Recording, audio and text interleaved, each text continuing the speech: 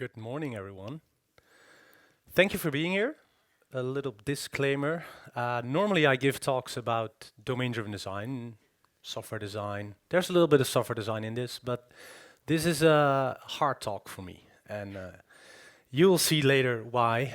But first, I would like to start with a song that I know this song for. I hope it works. Yeah. So I know this song all my life, but I actually never listened to the words. So who knows this song? Good. Yeah. So there's a few people who know this. So the as you see, the title is called Father and Son. Yeah. So I thought it was a beautiful song about a father and his son. I'm being a son, and I have some issues with my father. So recently I started listening actually to the text. And if you started listening, it's not really a really nice song, because if we go to the next section, look at the words that the person now sings. I try to explain. When I do, he turns away again. It's always been the same old story. From the moment I could talk, I was ordered to listen. Yeah, from the moment I was ordered to listen. That really didn't sound like a beautiful song. So the first piece is about the father singing about his son, and the second part is a song, well, not telling his father what to do, because that's not allowed. Because this thing describes what I'm going to talk about today, and that's the patriarchy. So the patriarchy is a social system in which positions, the dominance and privileges are held by men. The term patriarchy is used both in anthropology to describe a family or clan, but also in feminism, a broader social structure in which men as a group dominate women and children. Now, I want to make a slight adjustment here, because I don't think it's only about men and women. I think it's about traditional conservative male roles dominating individuals who do not conform to these established norms. So I made a slight adjustment about what patriarchy is. And so patriarchy from the Greek literally means the rule of the father. And that's what I'm going to talk about. And it's not listening only with your ears. It's also listening from the unconsciousness. So I think I skipped a slide there. Yeah, so this is not only about the physical act of listening. There's more to it. And that has to do with this iceberg. Who's familiar with the iceberg of Freud? It's a good start, by the way. It's very reductionistic because it's linear and there's a lot of complexity there. But basically, he talks about the conscious mind, things that you're aware of, the preconscious mind, things that you can access, and then the unconscious mind. And the unconscious mind in a person is really about the things that form us, that creates our behavior. The way we act, the way we do is all formed in the unconscious mind. Now, I said it's a very reductionist. Also, Freud was a bit sexist in a way. He used this model not in a good way. But there's some things to get out of it. There's a lot more wrong about it that I don't want to go into today. So there's this thing later on that Edward T. Hall created, which is more about the culture. And he also created the iceberg of culture, where, as you can see, there's also a conscious part, which is the language, the flags, the festival, the fashions, the holiday, the music, performance. But there's also this deeper culture, which are the constructs that we're in, which are the facial expressions, the courtesies. And, well, if you're from the Netherlands, there's one nice example here, which is the patat frietline.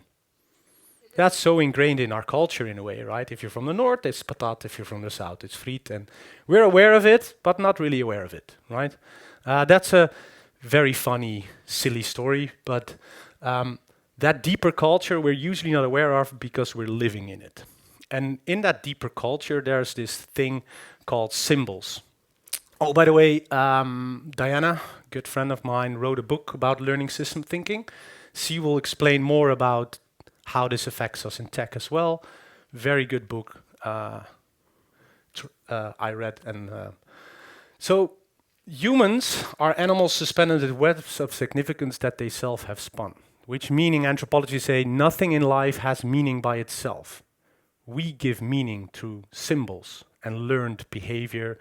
And, right, being grown up, we learn this implicitly.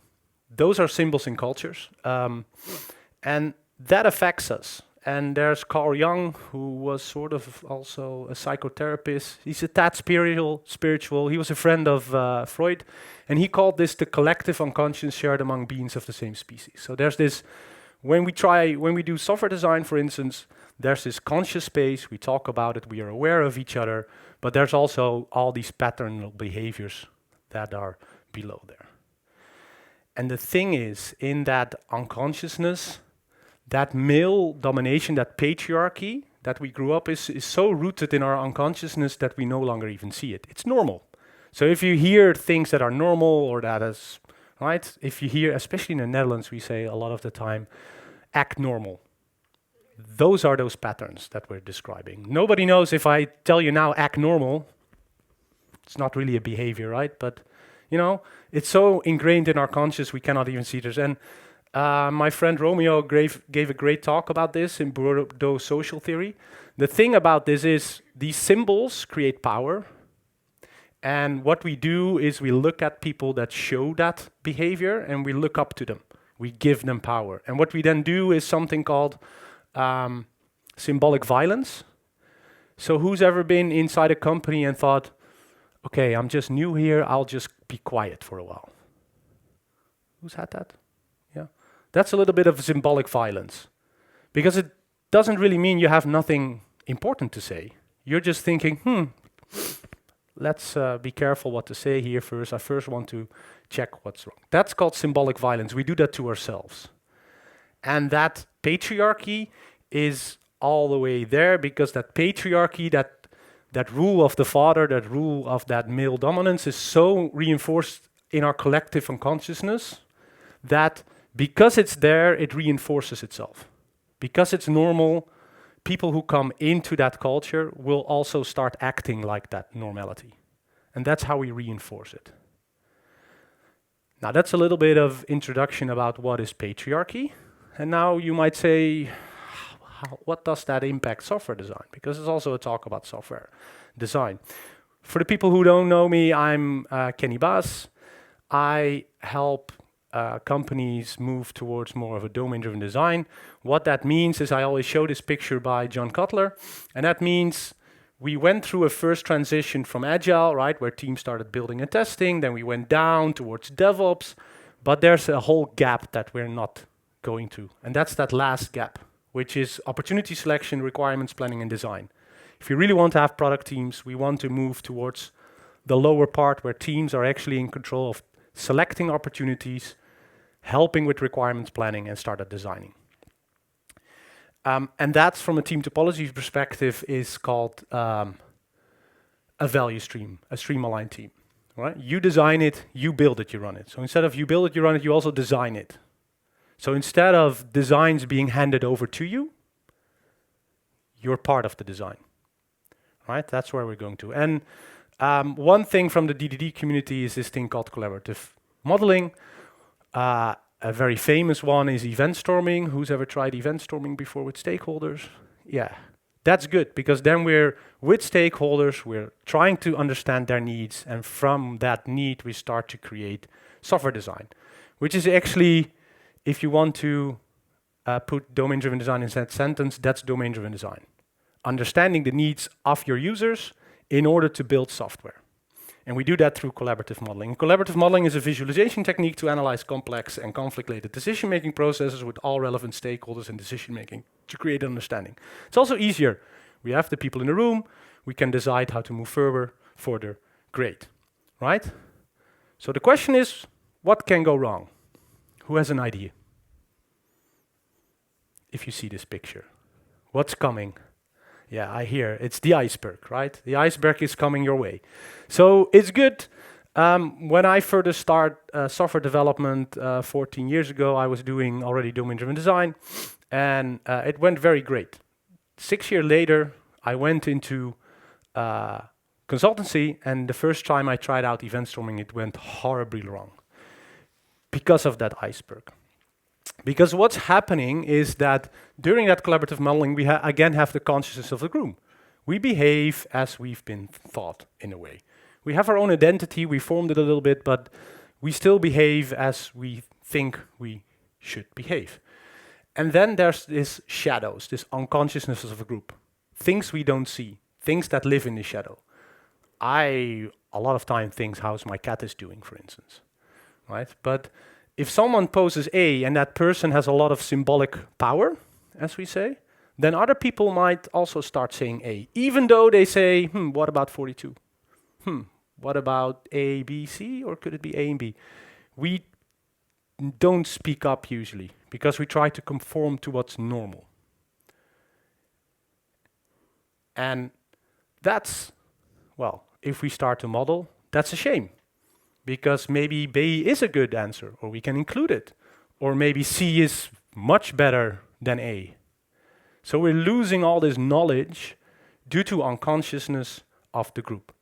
Again, this is not something we do consciously, right? It's not something maleficent we're doing. I believe in the good of most of the people. It's not something we are aware of that we're doing, but it's happening. And that's one thing that's happening there is this patriarchy. It influences who and what can be discussed, thereby affecting the knowledge that's incorporated in our software design. And that's what I'm going to see. Okay, if we agree to this, by the way, there's lots of studies if you want to read up to.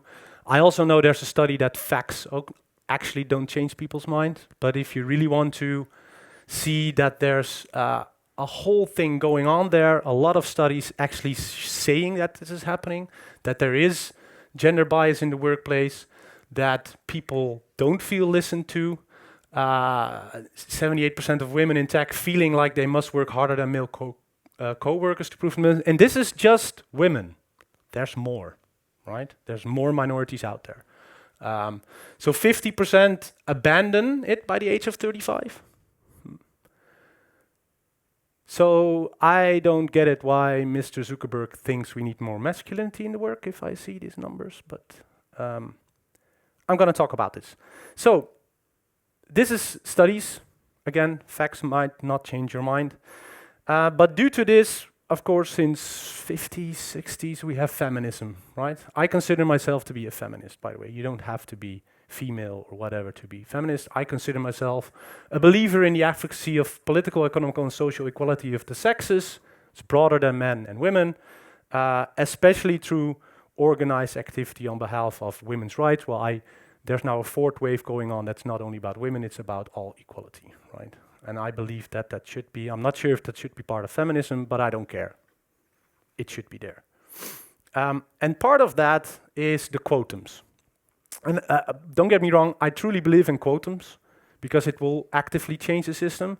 However, as I mentioned before, because things happening in the unconsciousness, if we only do quotums and we don't change the system that's underneath there, if we don't change behavior, people can feel compelled to behave like what's the norm.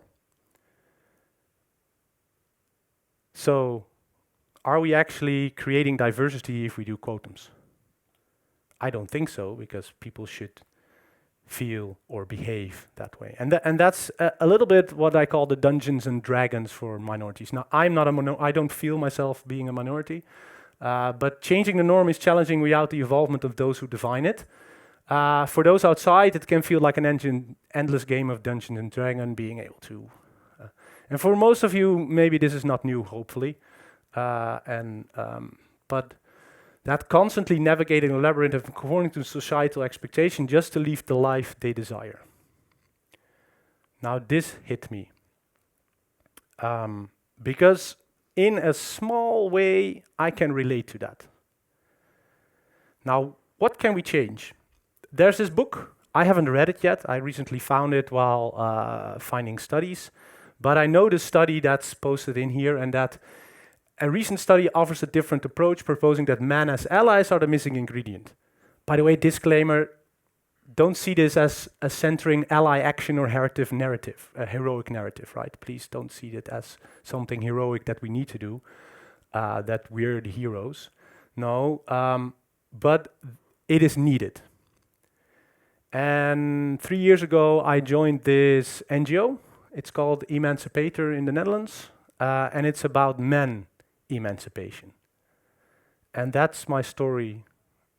That's what my story is today really about. Because it might sound weird, maybe. Why do men need to be emancipated? Who thinks that, by the way? Who's the first time who hear this? Emancipation? Yeah? Yeah, 3 years ago I met this, but what they actually do and what I actually work with is I go to middle school and have the conversation about gender bias. Because there's a problem, and this would be a very personal story to me. When I grew up in a village close by Amsterdam. And I'm living in a patriarchal society. So as a young boy, you go to football. Yeah? And if you don't, and you go to hockey, you don't do that. Because then you're not one of the guys. Right? I'm not sure if anyone feels the same thing, right? If you don't do it like this, you're not part of it. And this is the whole narrative that's happening in society, happening unconsciously, is if I didn't go to football, by the way, I liked games. Now it's cool, but when I grew up, gaming was not cool. You're not part of the guys. And if you don't act like one of the guys or like one of the football players, you're not one of the guys. And this can be harsh. Now, one thing that's also underneath there, if you're not one of the guys, you must be gay. And anyone who's grown up as a man probably heard this before. Ah, you're gay. I'm not. I love gays, which maybe sounds paradoxical, but it's not. And I love other people, but I'm not. I'm married to a woman, and I'm straight, but I wasn't like these people. And that felt weird to me, right? I felt like I couldn't speak out. I couldn't talk about that I like gaming, that I like computers. And it's not sad. I'm not being the victim here, but I want to show you a societal issue. Because what we see nowadays, and that's a little bit of the emancipation research as well, is that young boys, and I'm not sure who's already seen Adolescence, a Netflix show. I unfortunately didn't. But in that show, you see the same thing happening from what I've read. You see a boy being scrutinized for not being a man. And what does that? It's suppressing, it's not okay, and what they then do is something horrible. They can lich out, right? They're not allowed to do anything. And that's a little bit of the problem. If you see non-patriarchal men, everything that's out there, it's fine to be many things. But when I grew up, it wasn't fine. And what we call that is something called role theory. And role theory is based on that anyone in the unconsciousness can have roles, but the issue is roles can get stuck. So someone raised as a boy usually feel they have two options, be a man or be gay. There are not enough option to relate to. If you look at, especially now, young boys, if they don't feel like they're being heard to, they're looking at Andrew Tate. Because that suppression of what they are. So, and that's what eMANcipation tries to do, right? They're trying to also emancipate boys and men to also be multiple things so that we can support each other. Everyone, not only men, everyone. And that has to do with these roles, right? There are not enough options to relate to. Now, let's go back to what that does with software design.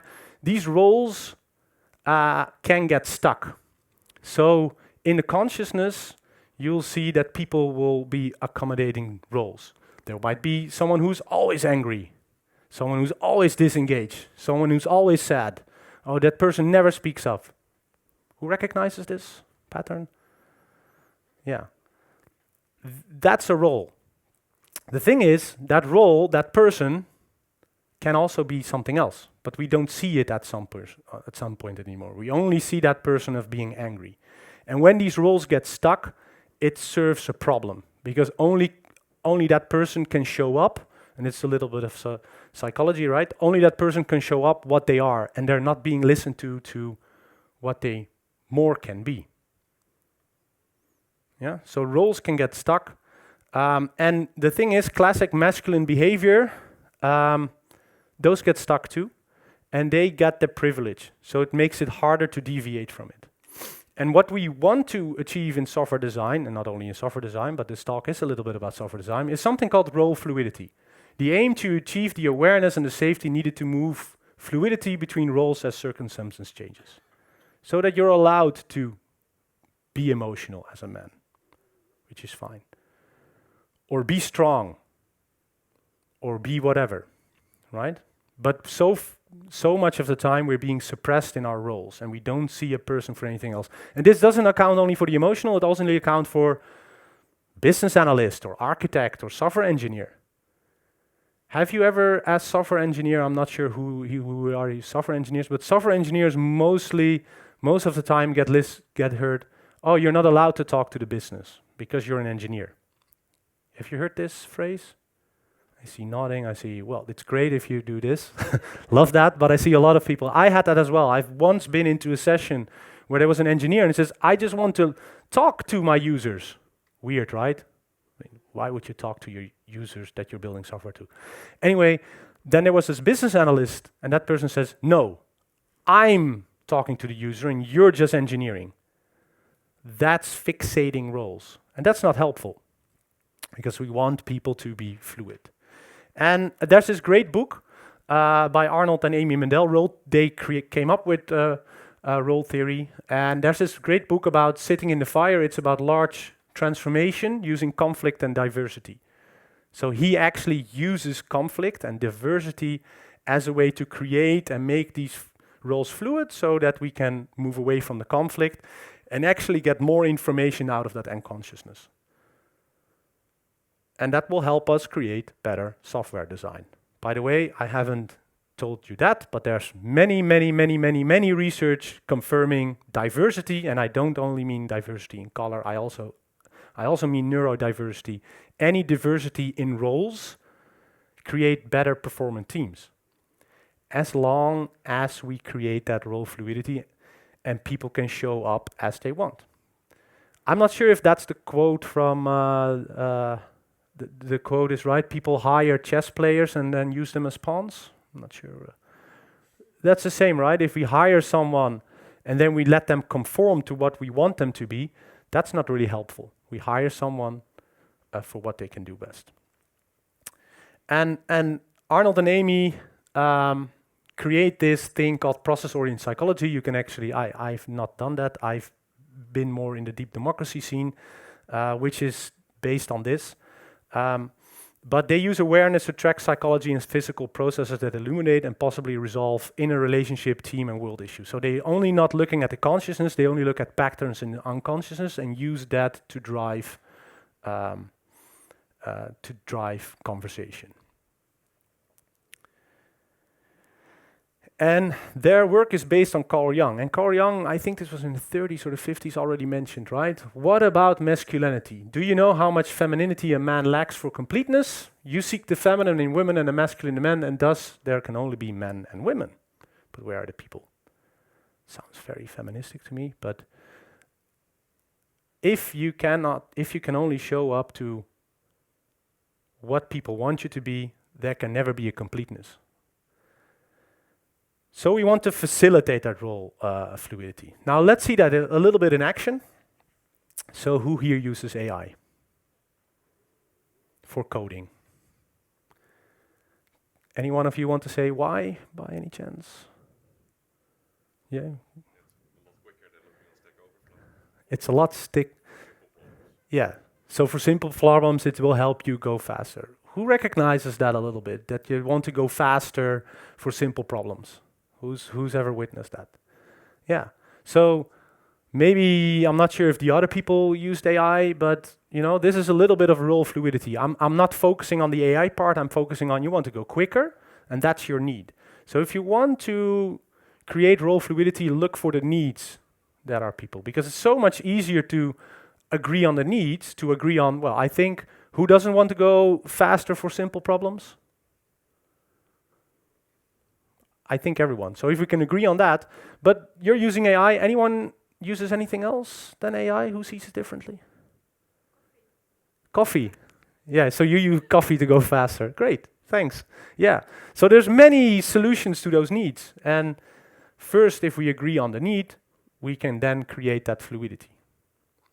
And I've seen this in action. So when discussing solutions, identify the need and ask who can sort of relate to this need, right? So when you're as an engineer or as whatever you're in a team, try to first look for the needs. When you're in conflict, when there's arguments going on, right, to maybe we should use Kotlin or Java or whatever framework nowadays is there, look for why does someone need that? And see if you can agree to the need first. And try to make that fluid. Try to make that apparent. That's how we can battle that, right? Fighting the need. So that when we can incorporate different needs into the group, so we can inquire, right? Who sees it different? So we have a few needs, who has different needs. Let's talk about that first before we talk about opinions. If we don't agree on the needs, opinions don't matter. But, you know, I'm also a software engineer. I like opinions, so who doesn't, I guess. So that's really, if you look at deep democracy and the work that Arnold Mindell does, the larger goal is not me changing you or you changing me, is how can we relate to each other. Now, I hope people here can relate to the conformity growing up, that you hopefully want to be something different than what is expected of you. Who has that growing up? That people had like expectancy of you, but you wanted to be something different. You wanted to do something different. Yeah. I hope we can relate on that.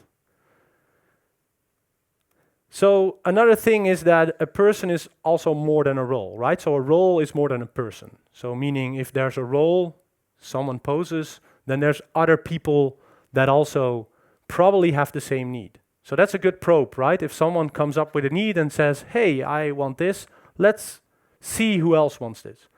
But a person is also more than a role, meaning this is when the roles get stuck. Find out what that person is more. And this is for something for yourself to do, is minority roles are often projected one specific role, right? When they voice their opinion, they are typically ignored or ridiculed, either consciously or unconsciously. What we want to do is amplify these roles, encouraging the group to listen, truly understand, and engage. I was in a conversation with managers and engineers, and the managers asked, okay, does anyone see any risks? And all the engineers did see any risk. But still, managers were like, no, we're still going to do it. Who's been in that situation before? Yeah. So what I then try to do is amplify these voices that aren't being heard and get back to it. Hey, I just hear this person say X. Shouldn't we go deeper on that? Right? A lot of people are unconscious about that, right? Here's the patriarchy coming in again. People with higher power become usually power blind. They don't understand the needs of someone who's lower in rank. So they just do what they were always doing. They will just, because it worked for them, right? It's the rule of the patriarchy, it's the rule of the father. I decide, so I just go on, and I have an opinion, so I go. And then they thought they did the right thing, right? Because I listened to the people, but still we're going along with my decision. Who's witnessed that? Who's done it themselves? Yeah, I did it myself as well, because that's what I was taught, right? So yeah, let's try to listen to them, but still it's my decision. So I try to amplify these voices. So if you can amplify the voice, right? If you have that power, try to do that. Try to amplify these voices of people that might speak up and that are not being listened to.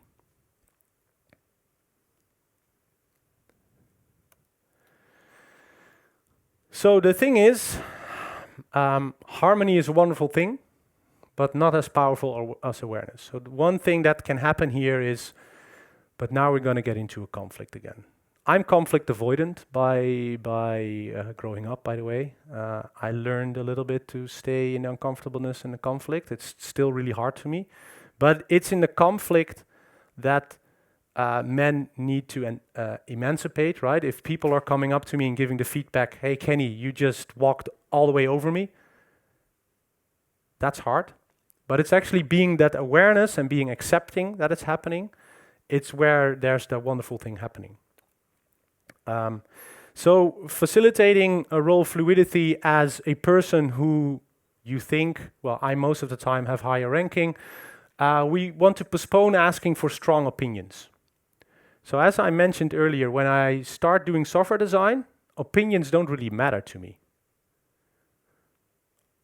Of course, my opinion matters, but to me, and I think I have the best opinion. But if I didn't even hear about people's needs, what value has an opinion? If we didn't already listen to each other, what people want and what people need, what value does my opinion have when I come into a software design session?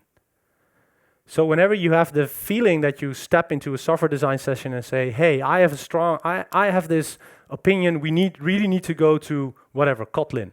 If that's in your mind and you're coming in a new software in the design decision session and you think, I'm gonna convince people to do Kotlin, that's a wrong way to step into a software design, because that is a problem.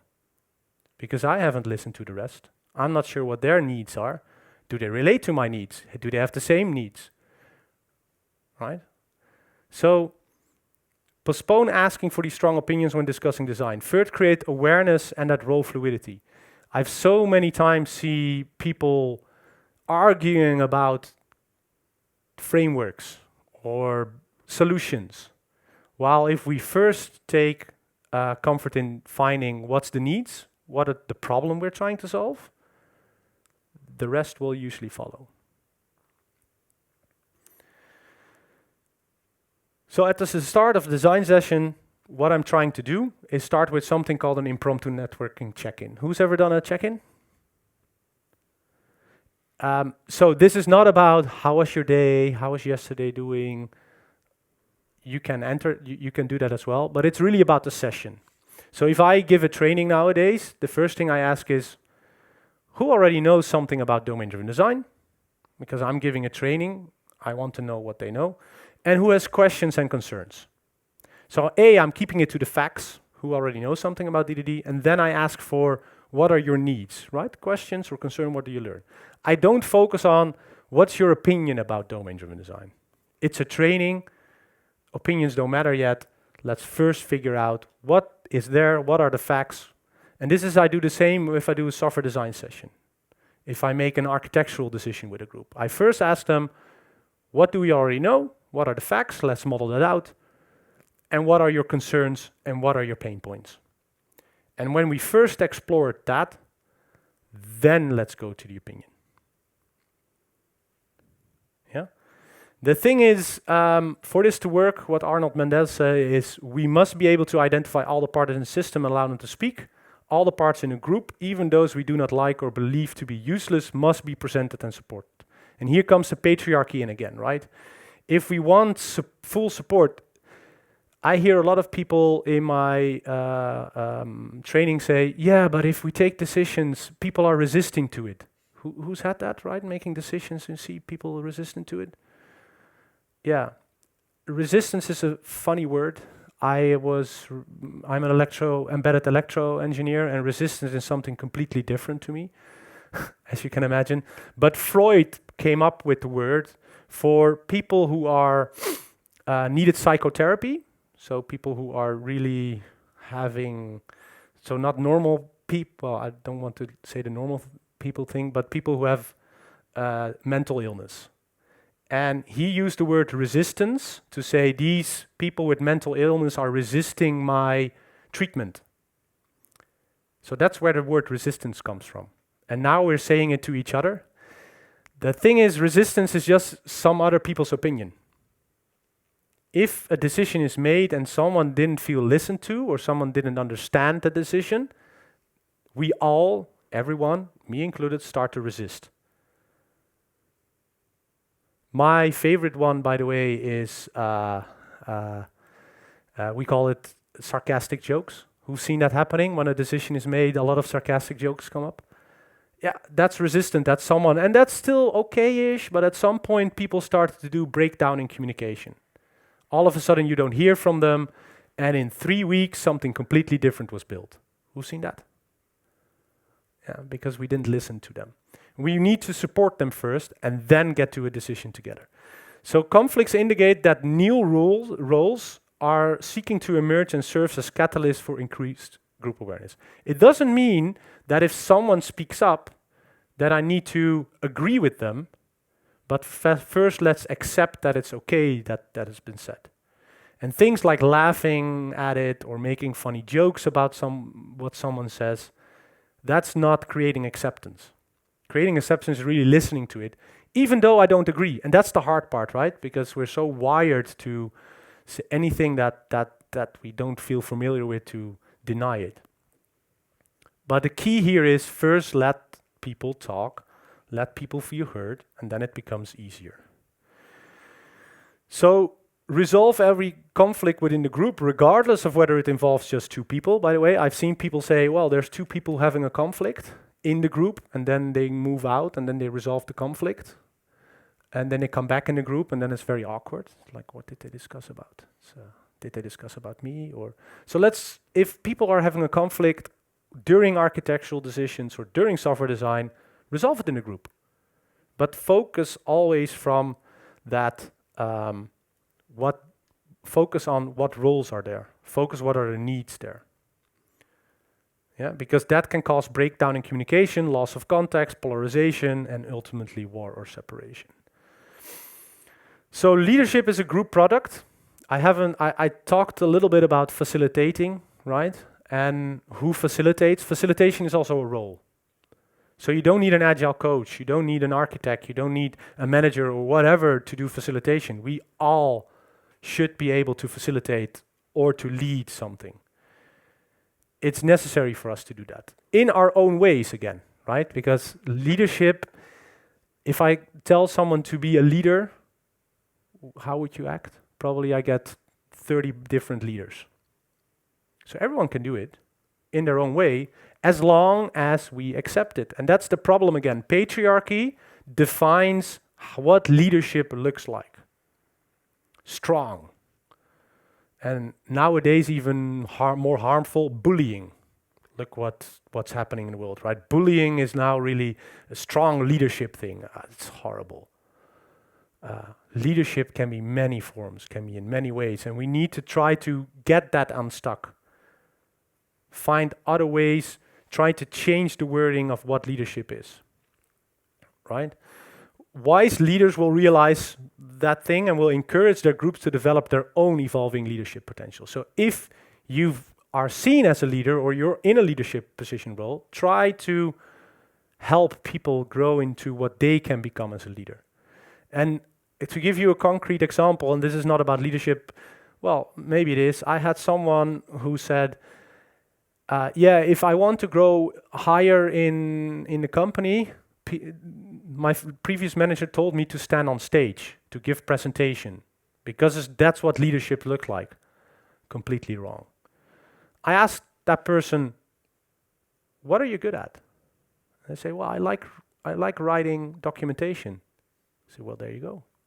Who likes to read very good, well-documented things? Who likes writing it? I don't. I'm not good at it. This person was. If this person can write good leadership, and I have a colleague sitting here who can really, or an ex-colleague, sorry for that, he's very good at writing documentation. For me, that's leadership as well. You don't need to stand on stage. If you want, stand on stage. But reading that documentation is so great to see. And listen what I try to do. I try to change the words to leadership. I try to change the construct of leadership. And that's what we can all do. Right? If we just change the wording, change the contract, but it has to happen systematically. And that's what the book Diana Montalian is about, looking at these patterns in the unconsciousness and try to change them to what we want. Now the thing is, one conversation to go back to is there's this other Netflix documentary called Beyond Man and Masculinity. One thing that I experienced growing up, that as a man, and I'm talking to the men right now, that we need to be aware of is this thing called the circle of shame. From a young age, we're often taught to be, or I'm often taught to feel ashamed of emotions and roles deemed not masculine, leading them to suppress these feelings. These early lessons in suppression can make it easy for them to suppress others in life. This is what's happening in the adolescence documentaries of the series as well. It's a circle of shame. Because every time, and there's this vivid experience that they call about here, is that there's a boy on the field who gets tackled on the football field, starts crying, goes to his father, and the father is, "Stop crying, don't show emotions." Then he goes to the dugout to his mom, and his mom is trying to care for the boy, and the boy hits his mom. And that sounds weird, right? Because the mom is trying to comfort the boy. The thing is, there's this dissonance going on in the boy's brain, because the boy clearly wants to live by the rule of the father, by the patriarchy. So if his mom tries to comfort that emotion, then he needs to accept and be ashamed of the emotion. And that they don't want that. And this is happening age 3, 4, 5, 6. And if they learn already to do that in 3, 4, 5, that's what's happening now as well, later on. We're so used to oppressing that we start to oppress.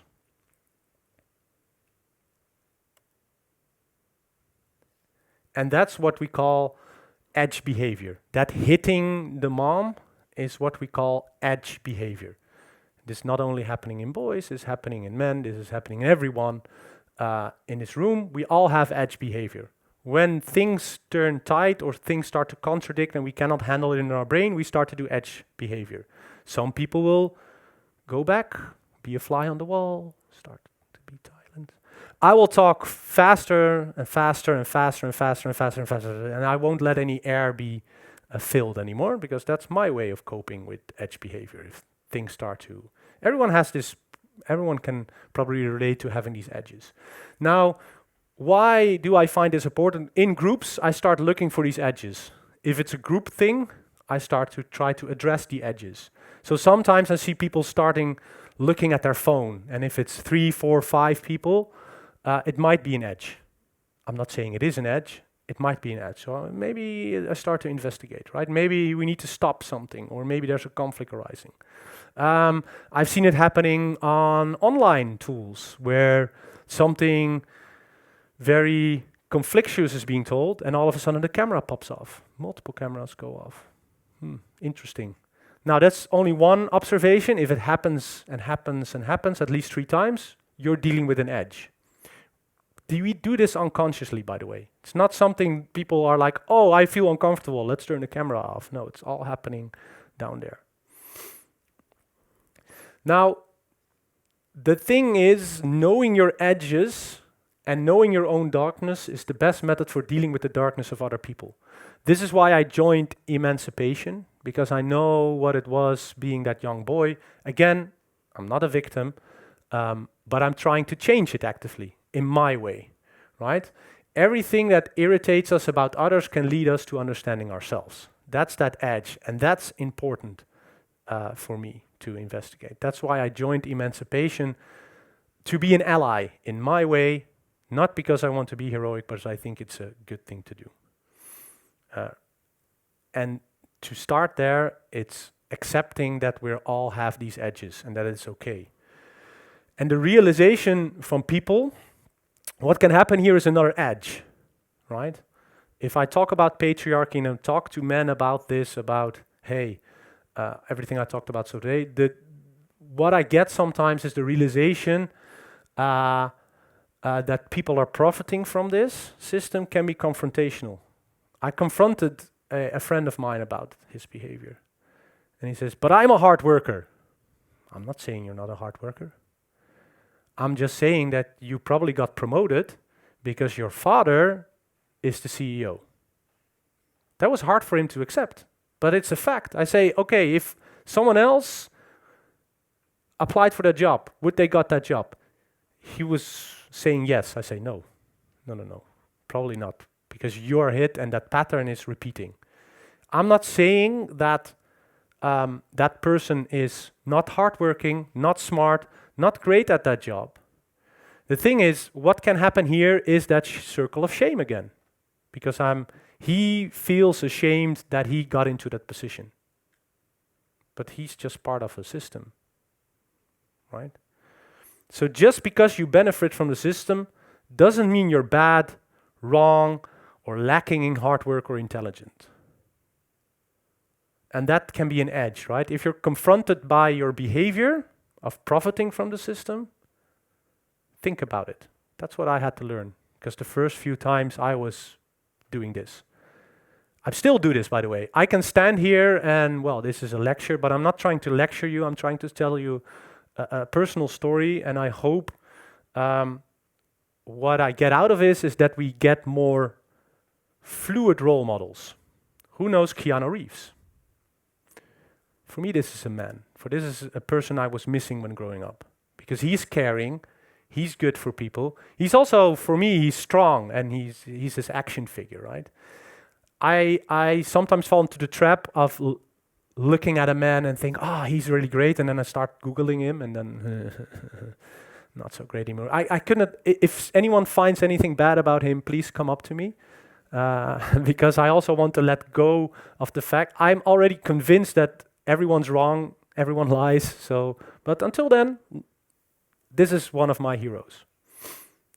So in summary, what we want is understand the barriers, right? Recognizing those biases and challenges, and challenge individuals, minorities who are not of the patriarchy phase. So that's first thing, accept that it's happening. By the way, you're not woke if you're accepting it. Woke is a stolen word. I ask people to not use it anymore because it doesn't, it comes from a culture that people stole it from. Look it up, please. You're not woke if you see this. Second, develop allyship skills. Learn things like active listening. Learn things like actively amplify minority voices. Challenge sexism, and this is still hard for me today. Those subtle sexist things that's happening. And giving credit appropriately and mentor sponsoring minorities. Now, I got into this because of my wife. She's a feminist, she's very strong, and she convinced me to stand here. Yeah? The thing is, many things I say sort of come from her, but nobody listens to her. And that's really a fact, because I've seen it happening now that she told me about it. Because the moment she says anything, nobody listens. The moment I said exactly the same thing, in exactly the same words, I tested it. People started to listen. So I give credit to her. Disclaimer again, it's not about centering on ally actions on heroic narratives.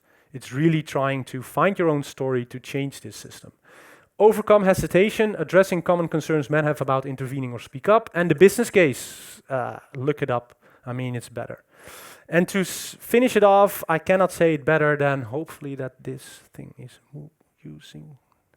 Yeah, so I cannot say it better than this guy. How does society, how do we fix this? How do we stop this happening? It's all I've been thinking about for the past year, over and over and over again. How do you fix this? How do you stop this? How do you prevent this from happening? The only thing I can think of is it has to involve us. And by us, I mean men. Now, to the women in the room, I know you know this. None of this is new information to you. You've lived your life, you've got your experiences, and your voices are more important and necessary in this discussion than mine. That being said, I would still like to lend my voice to the discussion. And to the men in the room, I want to make something crystal clear. This isn't an attack. I'm not accusing you of anything. And more importantly, I'm not accusing your friends of anything. I'm just trying to tell you my experience, and this is my experience. I knew this man for 8 years, and he fucking did it. There are monsters amongst us, and they look like us. If you are sick of the narrative that is currently going on about men, feel free to change it, but you have to get involved. Don't make the same mistake I did for years, which was just sitting back and be like, well, I'm not part of the problem, therefore I must be part of the solution, because that's just not how this fucking shit works. I believe, and deep down I know that most men are good. Of course we are. But when 1 in 10 men are shit and the other 9 do nothing, they might as well not fucking be there. Being good on the inside counts for absolutely fuck all. You have to actively be good and get involved. Instead of having this fucking hero complex of being like, I'm going to beat up, fucking prevent one, stop one, because I know it can be done, because I know how I fucking failed at it. Because if I'm being 100% honest with myself, were there signs in my friend's behavior over the years towards women that I ignored? The answer is yes. And that's on me until the day I die. Talk to your fucking boys. Get involved. I can't do much. I just won't do nothing anymore. And I'm just suggesting that you do this. To the men in the room, I want to make something crystal clear. This is not meant to be a fucking lecture or someone on the high horse telling you something. It's a man who fell off his fucking horse. It's a man who fucking failed. And these are just the things I wish I'd known a couple of years ago. If you think this does not affect the women in your life, talk to them after this show and watch your world crumble before your very eyes. If you think this does not affect the women in your life, it's not because it's not happening to them, it's because they don't trust you enough to talk to you about it. Thank you.